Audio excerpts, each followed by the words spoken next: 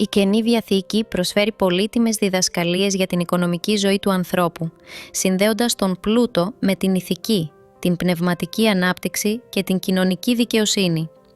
Τα κείμενά της βέβαια δεν αποτελούν οικονομικά εγχειρίδια με σύγχρονη έννοια, αλλά περιέχουν κανόνες και παραδείγματα για την διαχείριση των αγαθών, την αλληλεγγύη προς τους φτωχούς και τη σοφή χρήση του χρήματος. Στην ουσία προτείνουν μια οικονομική θεωρία όπου η ευημερία συνδέεται με την κοινωνική και πνευματική ακεραιότητα. Στην Καινή Διαθήκη, ο πλούτος και η περιουσία δεν είναι αυτοσκοπός. Η διδασκαλία του Ιησού Χριστού υπογραμμίζει ότι η συσσόρευση αγαθών χωρίς κοινωνική και ηθική διάσταση οδηγεί σε πνευματική φτώχεια. Ο πλούτος πρέπει να χρησιμοποιείται με υπευθυνότητα, προσοχή και φιλανθρωπία. Η ιδιοκτησία δεν ανήκει αποκλειστικά στον ιδιοκτήτη. Κάθε περιουσιακό στοιχείο συνοδεύεται από ηθική και κοινωνική ευθύνη. Στην παραβολή του πλουσίου και του Λαζάρου, στο Λουκά, ο πλούσιος που αγνόησε τις ανάγκες των φτωχών πληρώνει το τίμημα της αδιαφορίας του.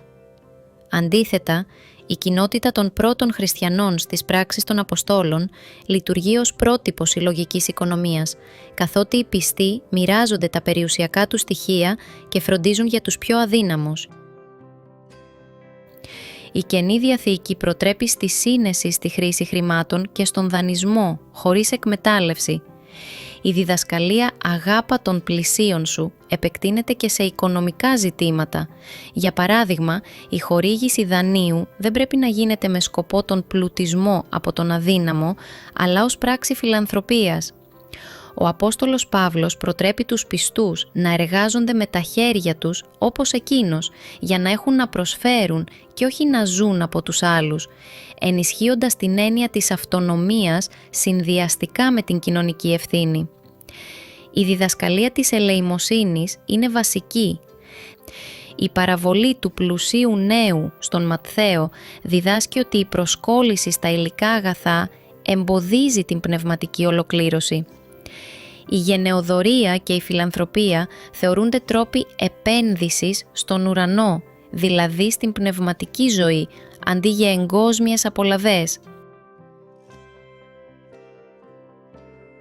Οι πρώτοι χριστιανοί απέδειξαν ότι η κοινότητα μπορεί να λειτουργεί σαν οικονομική οικογένεια. Όσοι είχαν περισσότερα αγαθά συνεισέφεραν για την κοινή ευημερία. Αυτό δείχνει ότι η περιουσία αποκτά πλήρη νόημα όταν ενισχύει την κοινωνική δικαιοσύνη και την αλληλεγγύη. Η παραβολή των ταλάντων στον Ματθαίο υπογραμμίζει ότι η αδρανής διαχείριση των πόρων είναι κατακριτέα, ενώ η υπεύθυνη και παραγωγική χρήση τους θεωρείται αρετή. Η Καινή Διαθήκη προειδοποιεί για τον κίνδυνο υπερβολικής αγάπης προς το χρήμα που οδηγεί σε ηθική διαφθορά. Η ρίζα όλων των κακών είναι η φιλαργυρία, λέει ο Παύλος στον Τιμόθεο. Παράλληλα, το χρήμα δεν καταδικάζεται ως μέσο. Η ηθική χρήση του μέσω φιλανθρωπίας, επενδύσεων που βοηθούν την κοινότητα και σοφής διαχείρισης θεωρείται υποχρέωση του πιστού. Η οικονομική ηθική της Καινής Διαθήκης συνδέει τον πλούτο με την κοινωνική ευθύνη, την πνευματική καλλιέργεια και τη δικαιοσύνη.